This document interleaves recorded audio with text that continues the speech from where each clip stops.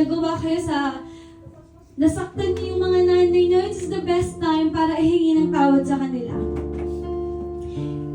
Isipin natin yung sakripisyo ng isang magulang, yung sakripisyo ng isang ina.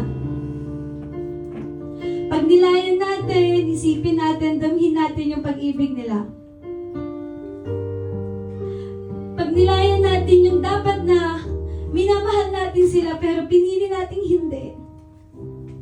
Pinili nating maging matigas.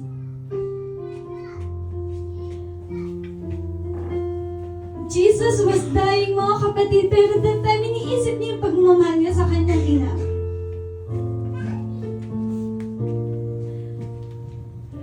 Kapatid, alam ko malayo tayong lahat sa piling ng ating mga ina, pero meron pa tayong pagkakataon na iparamdam sa kanila.